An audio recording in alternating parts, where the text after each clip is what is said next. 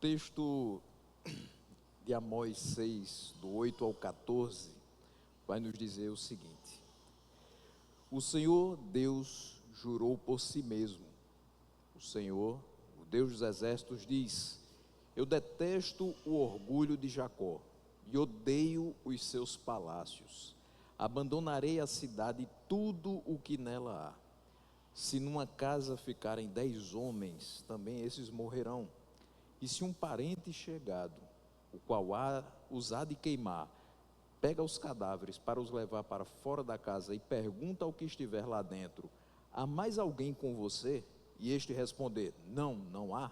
Então lhe dirá: cale-se, não mencione o nome do Senhor. Pois eis que o Senhor ordena e será destroçada a casa grande, e a pequena será feita em pedaços. Será que cavalos podem correr sobre as rochas? Será que é possível lavrá-las com bois? No entanto, vocês transformaram o juízo em veneno e o fruto da justiça em alojna. Vocês se alegram por terem conquistado Lodebar e dizem: não é fato que com as nossas próprias forças nos apoderamos de Carnaim? Pois eis que trarei contra vocês, ó casa de Israel, uma nação que os oprimirá, desde a entrada de Ramate até o ribeiro da Arabá, diz o Senhor, o Deus dos exércitos. Vamos orar.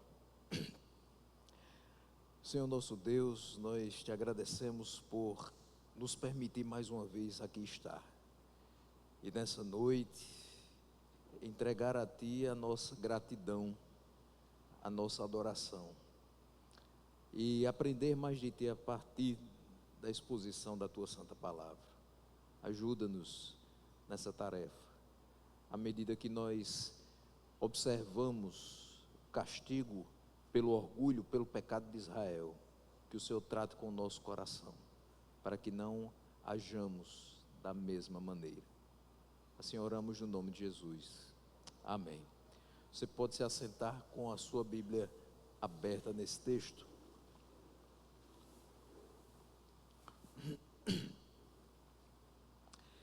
Meus irmãos, há 15 dias nós falamos aqui acerca de uma nação que é insensível, e de fato Israel estava insensível à voz do Senhor. Foram várias as orientações, foram vários os alertas, e mesmo assim esse povo não se voltava para o Senhor. Foram vários os profetas que foram levantados, até mesmo antes de Amós, para que esse povo percebesse que não poderia viver na prática do pecado. E eu vou repetir aquilo que nós pastores repetimos aqui por muitas e muitas vezes, que o crente peca, mas ele não pode viver na prática do pecado. Nós pecamos porque somos limitados, porque existe uma natureza pecaminosa ainda presente em nossa vida. Mas como regenerados, não podemos mais viver na prática do pecado, nem nos deleitar nesse pecado. Mas isso não era o que era observado nessa nação. Infelizmente, a corrupção ainda imperava naquele meio. E é anunciado através do profeta Amós, nesse capítulo 6, a denúncia mais uma vez dessa corrupção, mas também da destruição de Israel. E a gente vai perceber que há um juramento da parte do Senhor. E quando ele jura por si mesmo, porque não há ninguém maior que ele por quem ele deva jurar. E porque ele jura, no versículo 8, o Senhor Deus jurou por si mesmo. O Senhor, o Deus dos exércitos, diz. Por que ele faz esse juramento? Porque ele confirma uma decisão final que já foi tomada, e o comprometimento total de que essa linha de ação já está em andamento. Ele está querendo dizer o seguinte: eu juro por mim mesmo que aquilo que eu decidi sobre vocês é verdadeiro, vai acontecer, e na realidade o juízo já está em andamento. Uma promessa sancionada por Deus liga inequivocamente a sua ação com os termos do acordo. a fidelidade ao julgamento é uma exigência e é irrevogável. No momento em que as pessoas pecavam naquela nação, elas entendiam o seguinte: nós não teremos qualquer tipo de sanção com relação aos nossos pecados, porque somos o povo de Deus. Eles aprendem da pior forma, que o juízo começa pela casa do Senhor, começa pelos seus, para que eles sirvam também de exemplo para os demais. Até porque também o Senhor não quer que nós permaneçamos nessa prática, mas sejamos consertados pela palavra que Ele expressa. Então há um juramento do castigo no versículo 8. Ele diz: eu detesto o orgulho de Jacó. E por que ele falou que detestava o orgulho de Jacó? Porque a gente volta um pouquinho no versículo de número 6, que vai mostrar que aqueles que eram notáveis, aqueles que eram os magistrados, os príncipes, os reis, eles bebiam vinho em taças e se ungiam com o mais excelente óleo, mas eles não se afligiam com a ruína de José. O que ele está falando com isso? Ele está dizendo: olha, vocês não observam, por José aqui ele coloca todos aqueles que são mais necessitados, todos aqueles que passaram por opressão, todos aqueles que tiveram a justiça sendo revertida em relação a eles, sendo colocada como desfavorável, mesmo que eles tivessem razão nas suas causas. Então ele diz: eu detesto o orgulho de Jacó, a forma como vocês vivem nos seus palácios, que eu também os odeio, e eu juro que eu abandonarei a cidade e tudo o que nela há. Esse é o juramento de Deus, é uma reação de Deus à soberba de Jacó. Deus odiava a atitude de soberba da nação de Israel, e a confiança nas suas fortificações militares e nos seus recursos financeiros. Eles achavam que, porque estavam nos seus castelos, nada os iria atingir. Isso não era verdade. Mas havia algo além disso, que a gente também já citou. O culto a outros deuses é uma abominação aos olhos do Senhor. E isso eles sabiam, porque está lá, Deuteronômio 7:25, quando ele diz: queimem as imagens de escultura dos deuses desses povos, não cobicem a prata e o ouro que estão sobre essas imagens, nem fiquem com isso para vocês, para que não seja uma armadilha para vocês, pois são abominação ao Senhor seu Deus. Tudo começou com a entrega a outros deuses, com a idolatria. Tudo começou a deixar Deus irado contra eles, porque eles simplesmente abandonaram o culto correto ao Senhor. Isso a gente já viu em outras meditações. Mas além de tudo isso, o orgulho é igualmente abominável. Então você tem um povo que cultua outros deuses, o que é abominável aos olhos do Senhor, mas é um povo que se orgulha do que faz, se orgulha do seu pecado, e isso é igualmente abominável. Deus detesta os castelos, porque o povo confia mais nos castelos e vive em função do luxo e da violência dentro deles. Deus não é mais o poder soberano que controla a sua vida pessoal e nacional. O castelo forte passou a ser o Deus daquele povo. E isso pode acontecer também conosco, quando qualquer outra coisa acaba nos transmitindo segurança e confiança muito mais do que Deus. Quando nós nos colocamos numa posição em que eu confio mais no meu dinheiro do que em Deus, eu confio mais na minha inteligência do que em Deus, eu confio mais nos meus contatos do que em Deus, eu confio mais em qualquer outra coisa que seja palpável, que seja tocável, do que em Deus, que eu não vejo. Ou seja, quando você substitui a fé que foi colocada no seu coração por qualquer outra coisa presente nesse mundo, você desperta sim a ira de Deus, porque Ele passou a não ser mais soberano sobre sua vida. Ele não é mais aquele que lhe traz conforto, lhe traz segurança, Ele traz a confiança de viver sobre uma terra que sim tem seus problemas, mas quem vive na dependência de Deus pode passar por cima deles sem maiores danos. Esse ódio é sentido por Deus tanto em relação ao pecado, quanto àqueles que vivem na prática do pecado, como se Deus não existisse. É interessante que muitas pessoas os colocam da seguinte maneira: Deus abomina o pecado, mas Ele ama o pecador. Como é que Ele pode amar aquele que vive na prática do pecado? Aquele que vive como se ele absolutamente não existisse.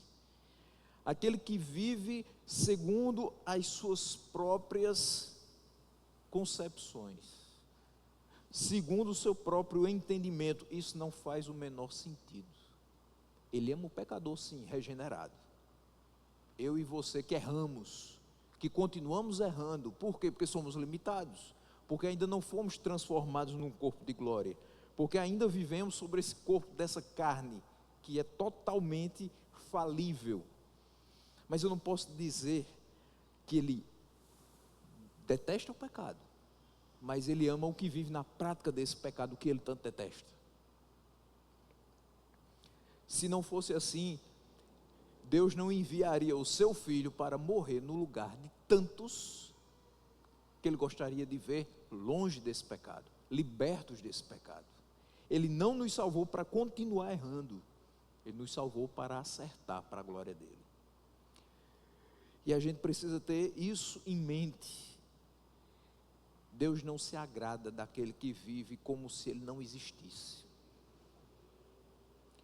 Quando Deus faz um juramento e castiga esse povo, Ele o faz no sentido de não deixar aberturas para dúvida quanto à sua decisão de infligir a esse povo as consequências dos seus pecados. Nós tivemos os nossos pecados perdoados, graças a Deus por isso. Mas eu quero dizer que as consequências dos nossos pecados nós enfrentamos. E aqui, quando Ele diz: eu abandonarei a cidade e tudo que nela há, Ele está dizendo: vocês são meu povo. O meu filho que virá morrerá pelos pecados de vocês, mas os seus atos pecaminosos terão consequências. É assim que Ele consegue ser justo e justificador daqueles que o temem. Eles podiam ter por certo de que aquilo que Ele dizia iria acontecer. O juízo era irrevogável. Nada que eles fizessem dali para frente iria ocultar dos olhos de Deus tudo que eles tinham feito até então.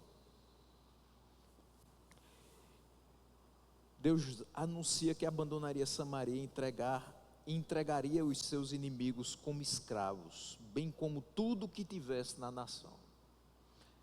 Então, um povo que tinha tudo para ser bem sucedido, passa agora a enxergar que no futuro eles serão entregues aos seus inimigos e serão escravos desses inimigos. Então, se o juramento do castigo é certo, o castigo virá. Então agora Amós passa a dizer quais são os efeitos da devastação que esse castigo vai provocar. Que castigo seria esse? A invasão estrangeira. E dos versículos 9 a 11 a gente vai perceber isso. Veja só: se numa casa ficarem 10 homens, também esses morrerão. Eu vou parar aqui só para que a gente tenha a seguinte ilustração. Ele mostra aqui que haverá uma invasão de uma nação que irá tomar toda aquela cidade, todo aquele território. E óbvio, se alguém invade o seu território, você tentará defender. Então haverá uma guerra entre a nação de Israel e esse povo que vem para invadi-la. Os que não morrerem na guerra, no confronto, certamente morrerão depois. O que acontecia muito naquele momento? Os que não morriam do confronto morriam de peste, provavelmente, pouco depois. Então, a ilustração do versículo 9 é uma visão ampla da extensão da destruição trazida pelo juramento de Deus. Deus é a causa absoluta.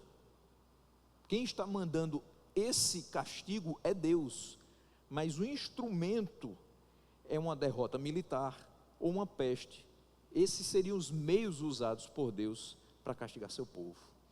Veja só, quando ele diz assim, se numa casa ficarem 10 homens, ele está dizendo, se, coloca nessa condição, se, ainda assim, depois de toda uma invasão, depois de todo o exército assírio, que não é dos mais pacíficos, sobrarem 10 homens numa casa, também esses vão morrer.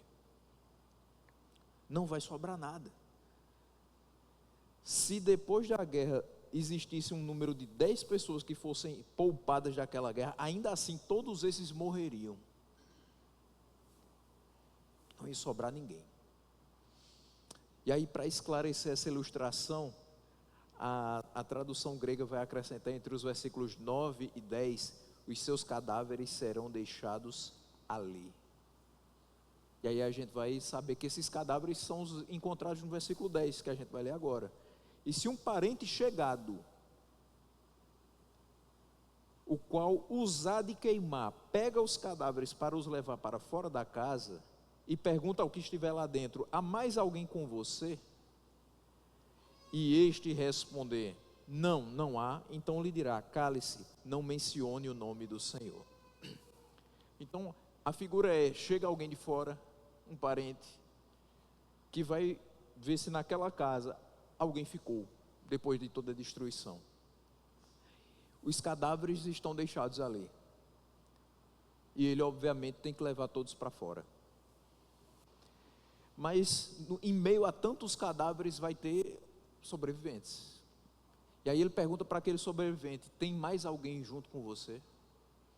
Ele diz, não, não tem. Ele diz, então, silencie. Não mencione o nome do Senhor.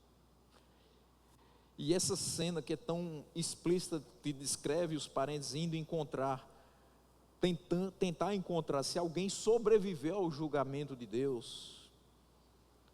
Nós temos aqui duas questões que podem ser comentadas sobre elas. Primeiro, ele está dizendo que o parente chegado há de queimar esses cadáveres. Ou seja, ele está falando de um processo de cremação. E esse não era o processo comum em Israel, exceto com relação a criminosos. Os israelitas normalmente não cremavam os seus mortos. Mas Josué 7,15 diz, aquele que for achado com a coisa condenada será queimado, ele e tudo o que tiver. Por quê? Quebrou a aliança do Senhor e cometeu um ato infame em Israel. Aí eu volto para o versículo 8, o que o Senhor jurou? Abandonarei a cidade e tudo o que nela há. Veja que as palavras são bem semelhantes, as palavras que Amós cita e as palavras de Josué. Ele e tudo o que tiver. E Josué fala, aquele que for achado com a coisa condenada, será queimado, ele e tudo o que tiver, porque quebrou a aliança do Senhor. A gente sabe, Josué 7 está falando de quem? De Acã. Ele estava com a coisa que não deveria ser tomada para si, os despojos daquela batalha. Ele cometeu um ato infame em Israel, ele quebrou a aliança do Senhor. E o que é que esse povo aqui da época de Amós tinha feito? Quebrado a aliança com o Senhor. Quando chegou a confiar muito mais nos outros deuses, confiar muito mais no bezerro de ouro, confiar muito mais no seu poderio, confiar muito mais na questão militar, na questão econômica, do que no seu próprio Deus, do que daquele que os fez ser seu povo. O que parece é que a peste foi tão severa que os métodos normais de enterro não eram possíveis. Eles tinham que queimar os corpos para se livrar deles. Então, quem chegasse, que visse ali aqueles cadáveres, deveria arrastá-los para fora e queimar, para que ninguém mais ficasse doente. E se alguém sobreviveu, é a segunda questão que eu devo comentar aqui. Não deveria falar o nome do Senhor. Por quê? Porque havia provavelmente uma questão de superstição. não fala sobre o nome do Senhor. Se isso é um julgamento dele para conosco, é melhor que a gente nem cite o nome dele. Mas também pode ser que alguém tenha tido raiva pela destruição promovida ali, e tenha dito: se foi Deus que mandou essa destruição, então nem sequer falemos o seu nome. Eu prefiro crer que não deveria ser mencionado mais o nome do Senhor, porque também não haveria mais oportunidade para clamar. Você chega e vê toda aquela destruição, o que é que você vai falar? Senhor, perdão pelos meus pecados, perdão pelos pecados da minha família, do meu povo. Não há mais oportunidade para clamar, tudo já foi destruído. E aqui eu me lembro de uma situação onde isso vai ocorrer. Nos dias finais. Você teve toda a vida, todo o tempo, para se render aos pés do Senhor. Mas muitos zombam, muitos não dão ouvidos. E aí ficam naquela esperança de que talvez no último segundo de vida alguém mexa ali o dedo e diga assim: olha, eu estou recebendo a palavra que você está falando e eu estou aceitando a Jesus agora, faltando 5 segundos para morrer. Quantas vezes isso acontece, meus irmãos? Quantas vezes no leito de morte as pessoas aceitam ao Senhor? Pouquíssimas. E não dá para a gente julgar o caráter genuíno dessa conversão. A pessoa está com medo de morrer, está com medo de ir para o inferno. Ela não está aceitando a palavra do Evangelho por amar a Deus e por reconhecê-lo como seu Salvador. É o medo de ser condenado por toda a eternidade, que leva aquela pessoa a dizer assim: já que eu estou sentindo a morte perto de mim, eu preciso me entregar a Deus agora. Quando em todos os outros momentos da sua vida o desprezou. E aí isso também fica muito claro, porque essas pessoas desprezaram Deus. Depois de toda aquela destruição, não adiantava dizer: Senhor, Senhor. Até porque nem todo que diz isso vai entrar no reino dos céus. Não havia mais oportunidade para clamar, o castigo era certo. Isso fica muito claro no versículo 11, porque ele diz assim: eis que o Senhor ordena, e será destroçada a casa grande, e a pequena será feita em pedaços. Você mora numa casa grande, 5 quartos, 4 suítes, com closet, com jacuzzi, um gramado, tudo isso vai ser destruído. Você mora numa vila, todo mundo aqui conhece o que é a vila, né? Aquela construçãozinha que parece um beco, e a casa na frente, e 4, 5, 10 portinhas, cada um com um quartinho, um cômodo. Você divide com mais 10 famílias o mesmo canto, né? Geralmente tem uma lavanderia lá no final que é comunitária. Situação sub-humana de viver. Você pode morar lá também, vai ser destruído também. Ou seja, o julgamento será altamente democrático. Os que estavam lá nos castelos se espreguiçando, nos palácios bebendo em suas taças, sem olhar para os mais necessitados, vão ser alvo desse julgamento. Mas os outros também. Os outros que também estavam em situações menos favoráveis, mas que também não confiaram no Senhor. Deus se utiliza de um instrumento ímpio. Sargão II exerce juízo sobre Israel. E aqui vale uma outra observação. Há quem pense que o Deus aqui retratado em Amós e no Antigo Testamento, que é zeloso pela sua glória e pela sua santidade, foi substituído por um ser mais amoroso, mais permissivo no Novo Testamento. Só que isso é um grave engano. Eu posso lhe dizer, sem medo de errar, o mesmo Deus que é expresso em Amós é o Deus que é expresso em todo o Novo Testamento.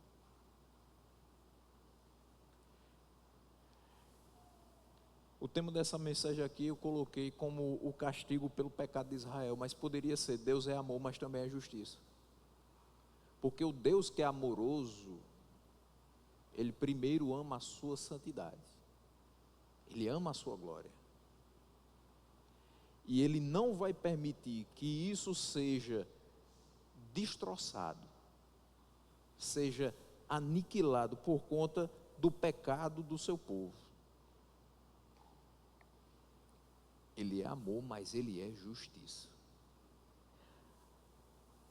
Deus continua exercendo disciplina a todos aqueles que agem contrariamente às suas ordenanças.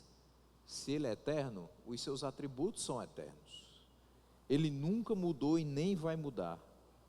Ele sempre abominará o que age com orgulho e castigará o seu povo se assim proceder, com orgulho.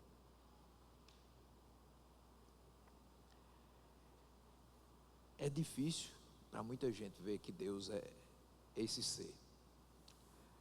Tem muita gente que, infelizmente, quando a gente vai pregar para essas pessoas, diz assim: Deus não pode fazer isso, Deus é amor. Não conhece o Deus que nós conhecemos.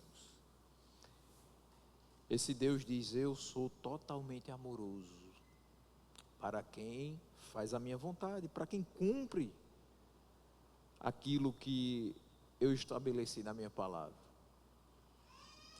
Mas se você virar as costas para mim,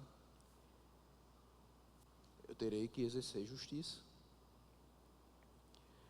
Essa nação não tinha o menor discernimento acerca da sua condição. Isso a gente vai ver nos versículos 12 e 13, quando ele diz o seguinte: será que os cavalos podem correr sobre as rochas? Será que é possível lavrá-las com bois? No entanto, vocês transformaram o juízo em veneno e o fruto da justiça em alojna. Amós utiliza figuras absurdas, impensáveis, para demonstrar quão absurdas e incoerentes foram as ações dos notáveis de Israel para com os seus concidadãos. Um cavalo correr na rocha, uma junta de bois lavrar a rocha, ou na melhor tradução hebraica, lavrar o mar. Isso é totalmente impensável, isso é totalmente impossível. É óbvio, a resposta é certa. Será que cavalos podem correr sobre rochas? Não. É impossível. Mas é impossível também o pecado ficar sem julgamento. E o que eu acho muito interessante é que na nossa vida, às vezes, praticamos coisas que nós dizemos o seguinte: eu fiz, eu reconheço que fiz, mas não deu em nada. Então, está tudo certo. Eu fiz, mas ninguém saiu prejudicado, então, porque Deus não ficou bravo comigo. Eu fiz, mas ninguém me pegou, deu certo. Não deu. O pecado não fica sem julgamento. Pode ser que aqui você escape, mas nas mãos de Deus você não escapará. Impossível é violar a lei moral de Deus e ficar sem punição. Isso é impossível. Tão impossível quanto cavalos correndo sobre rochas. Esses homens aqui, eles torceram a lei de Deus para fazer o impensado. E Amós continua no versículo 13 dizendo, no versículo 12, quando ele diz assim: no entanto, vocês transformaram o juízo em veneno, o fruto da justiça em alojna.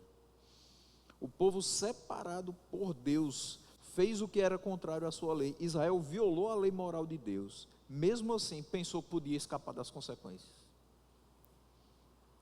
Eles fizeram duas criminosas inversões. Primeiro, eles transformaram o juízo em veneno. Quando se faz justiça a alguém, você está dando vida para aquela pessoa. Ou seja, o juízo deve ser fruto de vida. Mas porque eles corromperam os tribunais e subornaram os juízes, as sentenças eram veneno. Veja só, alguém que foi prejudicado no seu trabalho, coloca a empresa que o contratou e depois o demitiu sem justa causa na justiça, ele espera que seja indenizado. Quando ele recebe a indenização, ele diz: agora eu tenho fôlego novo, porque foi feita justiça. Então o juízo é fruto de vida. Mas o que eles fazem aqui? É como se você desse entrada naquela ação e fosse julgada improcedente. Ou seja, você saiu prejudicado e nem recebeu indenização por isso. Isso é veneno para a sua alma. Porque você diz, fizeram o que era mal comigo e depois eu não obtive justiça. É de desanimar. Mas uma segunda questão é que eles transformam o fruto da justiça em coisa amarga. A lógina era uma planta muito amarga e também venenosa. Os ricos oprimiam de tal forma os pobres que a vida se tornava para eles amarga, insuportável. No versículo 13 ele diz, vocês se alegram por terem conquistado Lodebar e dizem, não é fato que com as nossas próprias forças nos apoderamos de Carnaim? O absurdo final desse povo gira em torno do orgulho nacional sobre conquistas militares, que não eram nada, literalmente nada. A razão do seu orgulho militar ser tão ridícula está oculta no nome das duas cidades que eles citam. O povo se vangloria e se alegra com a vitória do exército em Lodebar. E o que é que significa Lodebar? Coisa alguma, nada. E eles ainda falam que foi com as próprias forças que eles se apoderaram de Carnaim. O que é que significa Carnaim? Chifres. Eles conquistaram chifres e coisa alguma. Através dos seus cânticos e seu orgulho e arrogância, eles estão fazendo papel de tolos.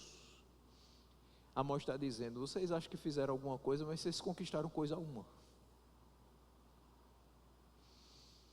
Você acha que fez muita coisa na sua vida? Você não fez nada.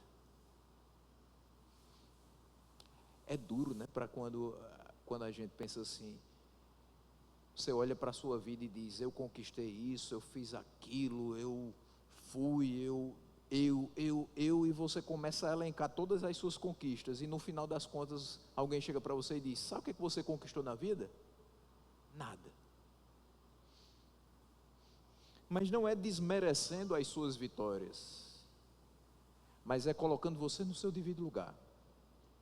Porque não foi você que fez, não foi você que conquistou, foi Deus que lhe deu. Esse é o grande ponto. O sarcasmo de Amós, considerando essas vitórias militares insignificantes, transforma essas vitórias numa vanglória absurda. Israel não fez nada por suas próprias forças, foi o Deus dos exércitos que esteve no controle de todas as batalhas. Ninguém prevalece a menos que Deus lhes entregue seus inimigos. Os israelitas estavam tomando para si o poder de Deus. Não surpreende que Deus deteste a sua arrogância. Não surpreende que esse orgulho seja absurdo. E aqui eu faço uma nova observação. Você não irá prevalecer a menos que Deus seja com você. Você não faz nada na sua vida a menos que Deus seja favorável a você. Você não conquista nada na sua vida a menos que Deus já tenha determinado que aquilo é seu. Ah, pastor, mas fui eu que fiz a prova do concurso. Eu sei. E você passou, glória a Deus. Mas foi Deus que te capacitou. A sua aprovação veio de Deus, não da sua inteligência. Até porque sua inteligência quem deu? O próprio Deus. Ah, pastor, mas eu conquistei tudo na minha vida, tudo que eu construí foi o meu trabalho. Eu ganho muito bem. Graças a Deus eu ganho muito bem. Ah, se você disser graças a Deus, funciona. Mas tem gente que diz assim, por conta do meu trabalho, o meu esforço, eu tenho tudo que tenho. Seja casa grande ou pequena, pode ruir. O orgulho, a soberba, precede a ruína. E aqui era ruína mesmo, porque tudo foi destruído. Muito orgulho, pensando que podia fazer tudo sem a dependência de Deus, e a gente não pode fazer absolutamente nada sem depender de Deus. Se eu consigo juntar R$ 6 e comprar 8, 9 pães e levar para casa no final do dia, foi porque Deus fez com que aquelas moedas chegassem à minha mão através de um trabalho e eu pudesse levar o alimento para casa. O que importa não são minhas 8 horas de trabalho, o que importa é a capacitação que Deus me deu para exercer aquelas 8 horas de trabalho. Porque sem Ele, nem aquele trabalho eu tenho. Minha casa, sou eu que pago, né? Mas todas as vezes que eu olho para o teto, todas as vezes que eu olho para aquela construção, eu digo, graças a Deus que eu tenho. Porque eu sei que por minhas próprias forças eu não teria o que hoje tenho. É a melhor das residências de Campina Grande? Não. Eu não moro no Alphaville. Eu não moro no Paraíso Eco Resort. Eu moro aqui no Palmeira Imperial. E está ótimo. Sabe por que está ótimo? Porque foi o teto que o Senhor colocou sobre a minha cabeça. Se vem dele, não vai ruir. Se viesse de mim, eu estaria nas ruínas. Não adianta querer trazer para si a glória que só pode ser de Deus. Você pode conquistar esse mundo inteiro, mas por favor, dê a glória a Deus. Você deve ser o melhor na sua profissão, o mais habilidoso, o que conquista os prêmios de destaque. Você deve pensar nisso. Você deve pensar grande mesmo. Agora, colocando sempre Deus na frente, dando a Ele a glória devida, não sendo arrogante e achando que é você que está fazendo, porque não é. Toda vanglória é absurda, todo orgulho é detestável, e o Senhor castiga. É por isso que no versículo 14 ele anuncia o castigo. Primeiro ele jura o castigo, segundo, ele vai expressar como esse castigo vai afetar o povo. Depois, ele mostra que esse povo, apesar de saber do juramento e da certeza desse castigo e dos efeitos desse castigo, continua sem discernimento quanto à sua própria condição. E no versículo 14, ele vai dizer: o castigo vem, e ele mostra a extensão desse castigo, citando 2 pontos geográficos. A nação que vai os oprimir, diz ele, eis que trarei contra vocês, ó casa de Israel, uma nação que os oprimirá. Vai ser somente num ponto específico? Não. Ele vai fazer uma referência à entrada de Ramate, o extremo norte. E depois ele diz, até o ribeiro da Arabá, o extremo sul. Ou seja, todo o território será controlado pela nação que irá oprimi-lo. E de fato isso acontece. Jeroboão II, tudo o que ele conquistou foi tomado em 722, na invasão de Sargão II, e o povo foi levado em cativeiro. 60 anos mais ou menos depois dessas palavras de Amós. Meus irmãos, essa dura palavra de Amós, mostrando os efeitos da corrupção de Israel, e Deus sendo justo e castigando o seu povo, nos trazem pelo menos 3 lições, e com elas nós vamos encerrando a meditação dessa noite. Primeiramente, a função principal de um profeta é demonstrada no ministério de Amós, de denúncia do pecado e convocação para o arrependimento, tendo em vista que a rebeldia do povo trará juízo de Deus sobre ele. Muito cuidado. Tem gente que diz, eu não sou pastor, nem pregador, eu sou profeta. E aí, lhe avisa sobre o que vem por aí. lhe avisa sobre os mistérios do futuro, faz predições, diz que vai chegar um presente na sua casa, uma surpresa amanhã de manhã. Diz que você abra a sua mão porque o anjo está vindo com a chave na bandeja e você deve receber essa chave. Mas isso não é função do profeta. A função primordial do profeta era dizer: vocês estão errados, mas tem conserto. Voltem-se para Deus. Ele convoca para o arrependimento. Ele não simplesmente diz o que está errado, porque hoje tem também aquele profeta que descobre o CPF das pessoas e que revela os pecados escondidos da comunidade. Também não é esse que a gente está atrás.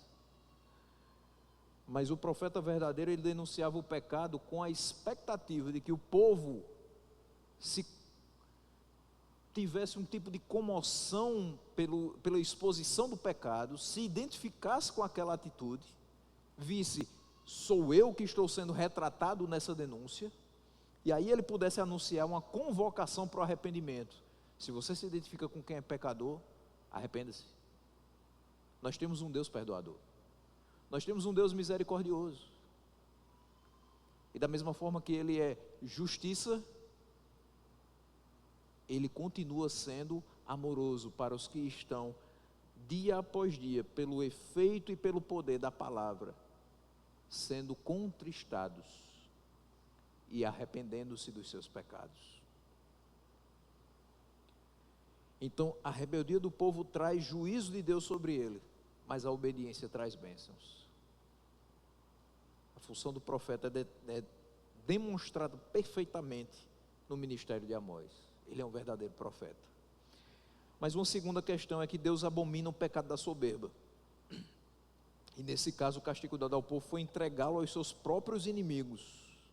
Se nós tivermos um coração altivo, arrogante, Deus pode permitir que nós sejamos atingidos e humilhados, com situações de aflição, com situações de opressão, com enfermidades e necessidades, que vão ter o objetivo de nos fazer voltar a observar a sua palavra no nosso procedimento. Eu dizia muitas vezes aos meus colegas de trabalho, e comentei com algumas pessoas próximas sobre aquela época da pandemia, e eu dizia: não é possível que uma pessoa saia de um momento como esse da mesma forma. Eu sei que Deus usou esse momento histórico, difícil, para tratar o coração de muitas pessoas. Porque você podia ter o dinheiro que fosse, você não devia sair da sua casa. Pelo menos foi isso o orientado. Então você não tinha como expressar todo o seu orgulho em ter o carro do ano.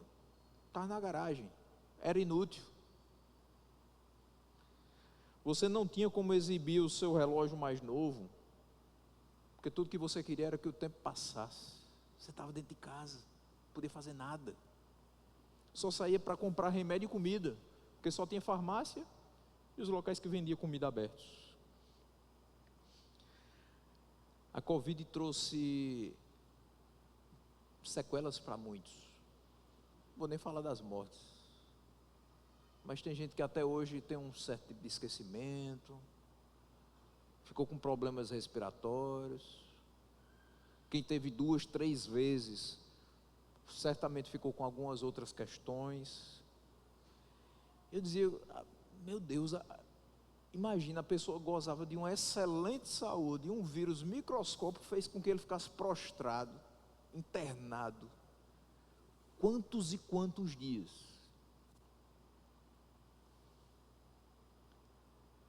Se você não sentiu quão pequeno você é por essa situação que aconteceu com quase todos, não espera acontecer outra pior, não. Reconhece que você é pequeno. que você não tem nada de especial, que você não é maior do que ninguém, não é melhor do que ninguém. Somos todos pó e cinza, dependentes de um Deus poderoso que se importa conosco. E que se não for por Ele, a gente não vai a lugar nenhum.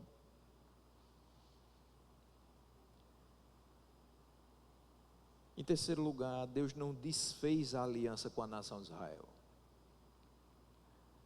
Veja só, apesar da sua arrogância, soberba e confiança no aspecto material, Deus corrigiu esse povo, justamente para os curar e disciplinar. Meu irmão, quando você olha para Hebreus 12, versículo 6, você percebe que se Deus te disciplina é porque você é filho.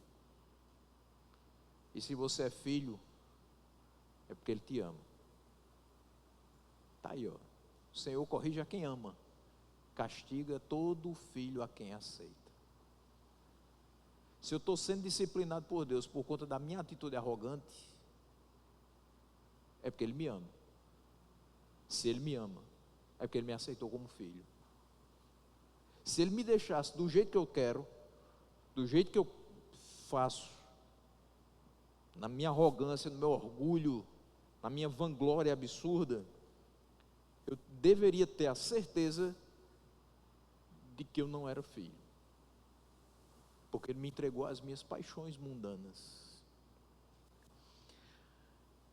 Mas quando Ele, apesar de tudo, se dirige a esse povo, através do profeta, exercendo juízo para os corrigir, não para os destruir finalmente, nós entendemos, apesar de tanta corrupção, apesar de tanta violência, apesar de tanta opressão naquela sociedade, ainda existia um remanescente. Você já escutou isso hoje? Eu agradeço demais a Deus, porque já foi falado hoje sobre um remanescente fiel. Deus se importa com o seu povo, e Deus não permite que esse remanescente seja influenciado pelos demais. Nós temos hoje uma forma de viver vigente no mundo, que se não fosse pela habitação do Espírito Santo dentro de nós, nós estaríamos nos entregando a ela. E são muitos os que têm se entregado a isso. Só que nós fomos chamados para ser diferentes. E graças a Deus por isso, que nós temos dentro de nós o Espírito Santo a nos alertar quanto aos erros, quanto aos desvios, quanto à forma de nós caminharmos sem que nós manchemos a santidade do Senhor. E de forma que nós expressemos que de fato nós somos dele e não pertencemos a esse mundo. Ele corrige, Ele chama a responsabilidade, Ele nos quebra muitas vezes para dizer: vocês são meus, eu os amo, e eu tenho cuidado de vocês. É melhor vocês quebrados nas minhas mãos, protegidos pelos meus braços, do que sem arranhão nenhum, indo direto para o inferno. A gente vai chegar depois de passar por várias provações.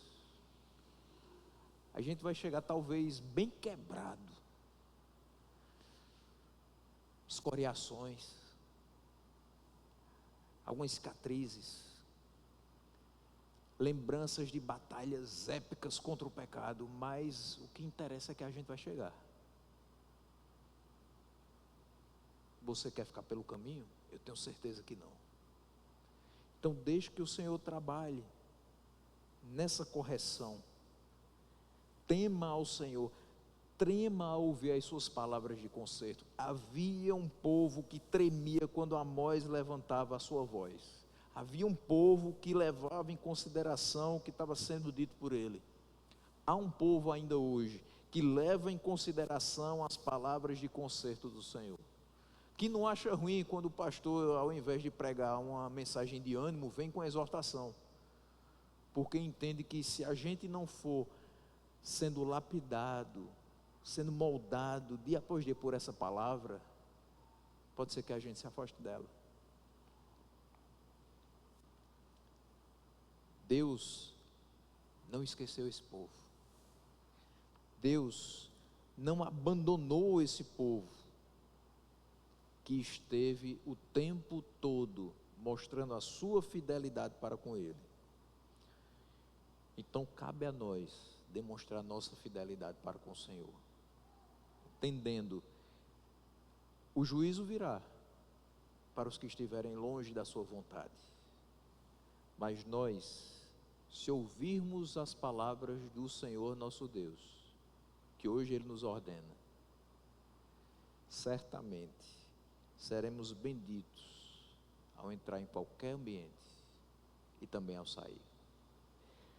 As bênçãos do Senhor estarão sobre nós se nós formos fiéis, obedientes, se observarmos a sua palavra e não tivermos nenhum tipo de orgulho no nosso coração, antes reconhecermos Ele em todos os nossos caminhos, que a gente possa viver de uma maneira que não expresse orgulho, que o Senhor olhe para nós como esse remanescente fiel e que Ele possa nos ajudar a tirar do coração tudo aquilo que não o agrada, todo tipo de atitude que vai contrariamente à sua palavra, todo tipo de pensamento que nos faça descreditá-lo e colocar nossa confiança em qualquer outra coisa. Que Ele possa nos ajudar nessa tarefa difícil, mas necessária. Que Ele seja gracioso para conosco.